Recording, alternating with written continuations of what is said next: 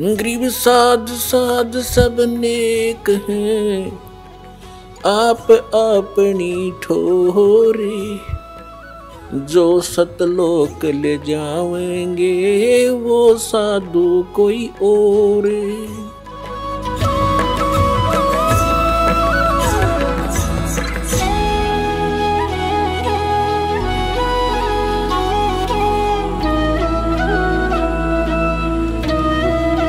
श्रीमद् भगवत गीता अध्याय नंबर 16 के श्लोक नंबर 23 में लिखा कि अर्जुन, शास्त्र विधि को त्याग कर जो मनमाना आचरण करते हैं, अर्थात मनमानी पूजाएं करते हैं, जो शास्त्र अनुकूल नहीं है, तो उनकी न तो गति होती है और न ही उनको कोई सुख होता है और न ही उनको कोई सिद्धि प्राप्त होती है, अर्थात यूजलेस। और इन 3 कामों के लिए ही हम भगवान की भक्ति करते हैं, और वही उन साधनाओं से कोई लाभ नहीं होता जो शास्त्र विधि को त्याग कर मनमाना आचरण करते हैं। तो उन क्रियाओं से हमें पुण्य बना नहीं, भक्ति धन जुड़ा नहीं, और जो साधना हम करते थे शास्त्र विधि को त्याग कर, उससे पुण्य के स्थान पर पाप बनते रहे। हम जिस लोक में रह रहे हैं ये काल का लोक है, यहाँ सुख नहीं, यहाँ तो सारा निर्दयी कार्य है इस भगवान का, क्योंकि जिसका नाम काल है, जो है ही कसाई, तो वहाँ सुख कैसे हो सकता प्राणी को। अब इसने ये खुद कहता गीता जी अध्याय नंबर 11 के श्लोक नंबर 32 में श्रीमद् भगवत गीता में कि अर्जुन, मैं काल हूं और सबको नष्ट करने के लिए प्रवृत्त हुआ हूं। अर्जुन 11वें अध्याय के 21वें श्लोक में कह रहा है कि ये भगवान, आप तो देवताओं को भी खा रहे हो, आप तो ऋषियों के भी खा रहे हो, और इस ऋषियों का समुदाय आपके आगे हाथ जोड़ रहा है, मंगल हो, बख्श दो। आप तो इनको भी खा रहे हो। ये कहता मैं तो काल हूं भाई, मैं ना छोड़ दूं किसी ने, और तू ना युद्ध करेगा तो भी मारूंगा इनको, ये तो मार रखे मैंने। तो पुण्यात्मा जो खुद न्यों का मैं काल हूं और उसको हम भगवान मान रहे, हम तो सांप पूज रहे थे, सर्प। अब श्री कृष्ण काल नहीं थे। श्री कृष्ण जी ने इस गीता के ज्ञान से पहले अपने आप को कभी काल नहीं कहा और उसके बाद कभी अपने आप को काल नहीं कहा। ये तो काल जो है ये 21 ब्रह्मांड का स्वामी है और ब्रह्मा विष्णु महेश का ये पिता है। ब्रह्मा विष्णु महेश जी की दुर्गा माता है, और ये इसको श्राप लगा हुआ ब्रह्म को, इस काल कहो चाहे ब्रह्म कहो, ये काल रूपी ब्रह्म भी कहलाता है। तो उस श्रापवश इसने 1 लाख मानव शरीरधारी प्राणी नित आहार करना पड़ता है, और उसके लिए हमें यहां रोक रखा है इसने। अब जैसे कसाई बकरे पालता है, उन बकरों को सुविधाएं तो देता है वो, जैसे एक चारों तरफ से उनको बाड़ बना दी, कोई हिंसक पशु और ना खा जाए उनको, और चरागाह बनवा दिया उनके लिए, घास फूस बोझड़े झाड़ उड़ा खूब उत्पन्न हो गए। एक तालाब बनवा दिया, एक शेड डलवा दिया घास फूस का, यानी झोंपड़ी। सर्दी लगे तो उसमें आ जाएं, वर्षा आवे तो उसके नीचे खड़े हो जाएं, और चारा खूब बढ़िया उनके लिए उपस्थित होता है।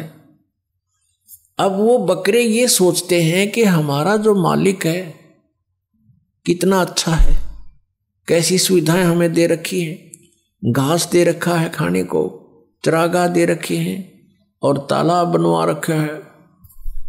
अब उन बकरों की इतनी ही बुद्धि काम करती है, लेकिन वो उस समय को भूल जाते हैं जब आता है कहीं से उसको ऑर्डर 20 बकरों का, 10 बकरों का, बकरियों का, तो वो क्या करता है, जाकर के उनसे लेकर डंडा और छांट लेता मोटे मोटे।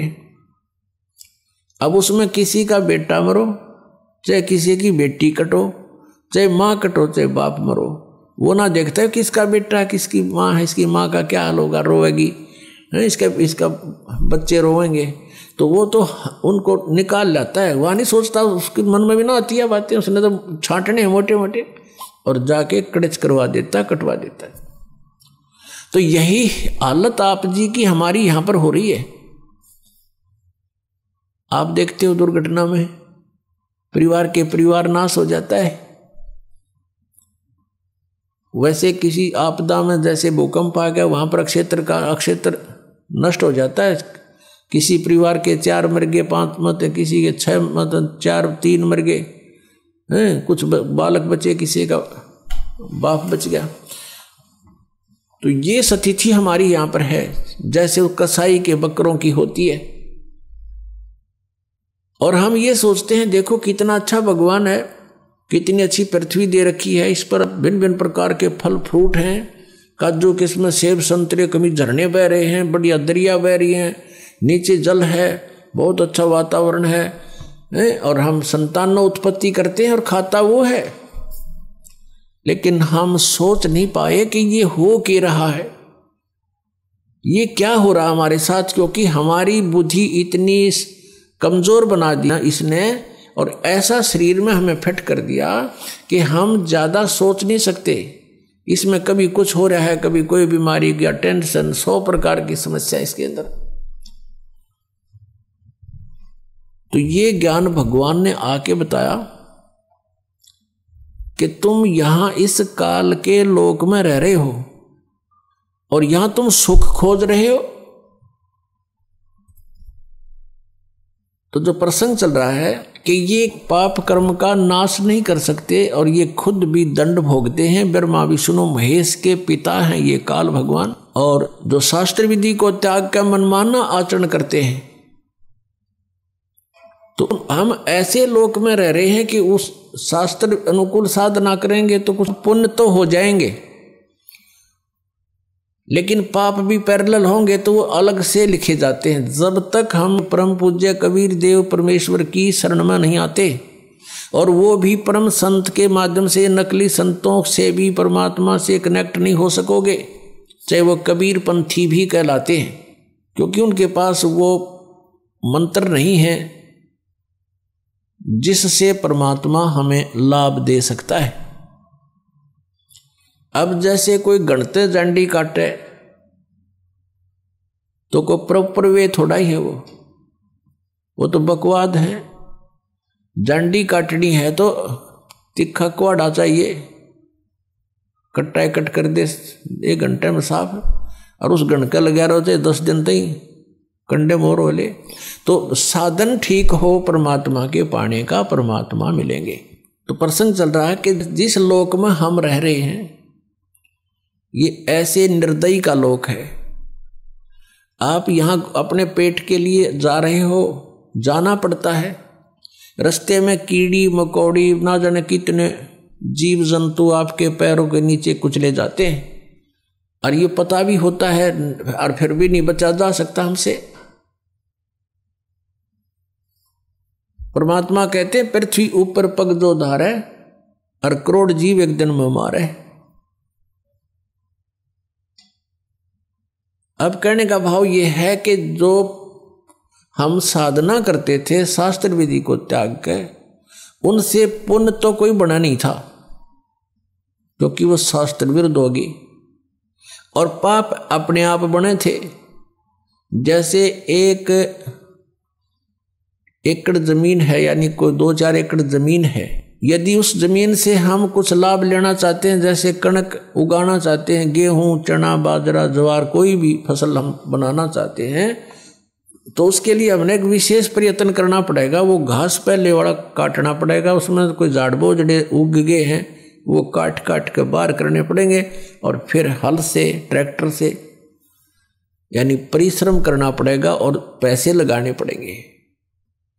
अपनी मेहनत से, मजदूरी से या पैसे से उसकी गुड़ाई करनी पड़ेगी। फिर बीज डालना, वो भी पैसा, यानी बीज जो डालेंगे, चाहे मोल ला कर डालेंगे या अपने घर से डालेंगे, तो वो भी पैसा ही लग रहा है।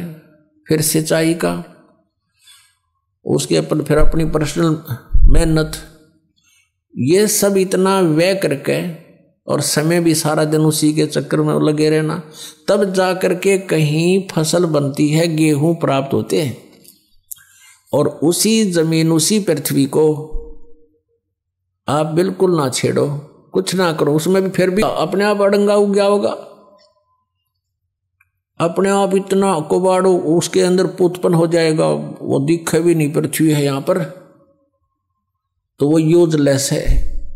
तो पुण्यात्मा, वो घास तो आप पे बन गया, वो अड़ंगा कुबाड़ तो आप पे उग गया, और फसल बनाने के लिए कितना प्रयत्न करना पड़ा, और वह भी फसल हुआ तो वरना भी हुआ।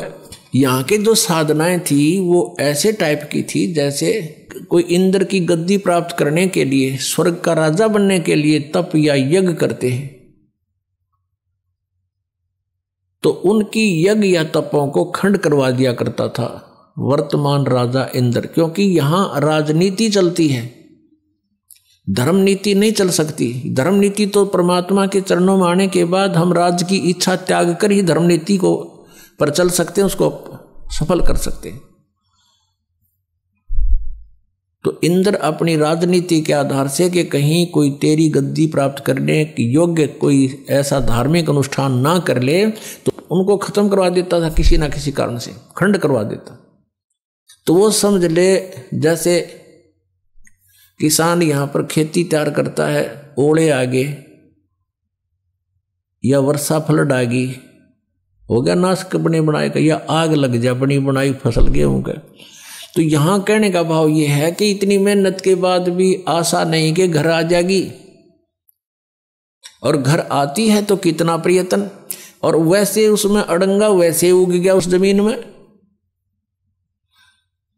तो ये हम जिस लोक में रह रहे हैं ये ऐसा स्थान है कि हमने अगर पुण्य करने पड़ेंगे इस शरीर से, तो मेहनत करनी पड़ेगी, काम भी छोड़ना पड़ेगा, 10 रुपये भी लगाने पड़ेंगे, तब हम पुण्य प्राप्त कर सकते हैं। और साधना हमारी शास्त्र अनुकूल हो,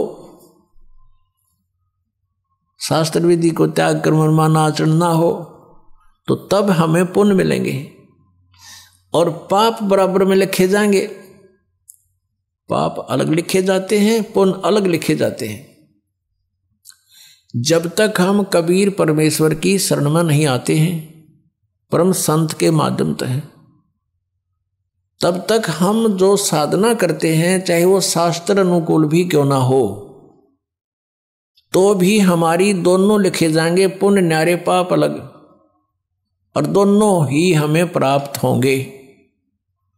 उन भक्ति वाली साधनाओं का तो स्वर्ग महास्वर्ग में जिस झूठे सुख को सुख मानते हैं वहां मिलेंगे, और जो पाप अलग लिखे हुए हैं वो मिलेंगे हमने नरक में, या फिर 84 लाख योनियों में, या फिर मनुष्य जीवन प्राप्त होगा, उसमें भी कुछ मिश्रण किया जाता है पाप और पुण्यों का।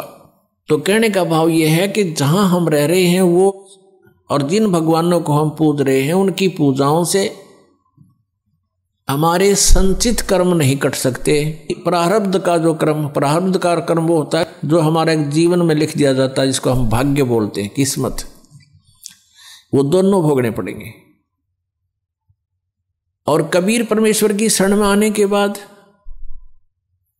ये परमात्मा कहते हैं, यजुर्वेद अध्याय नंबर 5 के मंत्र नंबर 32 में कहा है कि उसी कसी कबीर अंगारी असी बम्भारी असी। अग अंगारी माने अग माने पाप, अरि माने शत्रु, पापों का नाशक, वो कबीर है, कबीर देव का, हम उसको कबीर साहब बोलते हैं। बम्भारी माने हमारे कर्मों के बंधन को काटने वाला, बम्बर माने बंधन, और अरि माने शत्रु, बम्भारी। तो बम्भारी जो बंधनों का शत्रु है वो कबीर देव है, कबीर साहब है। और वो रित धामा सवर ज्योति रित धामासी, वो स्वयं प्रकाशित है उसका शरीर परमात्मा का, जैसे सूर्य स्वयं प्रकाशित है ऐसे ही परमेश्वर का शरीर स्वयं प्रकाशित है, साकार है, मनुष्य सदृश है, नराकार है, मनुष्य तुल्य है वो, और वो सतलोक में रहता है।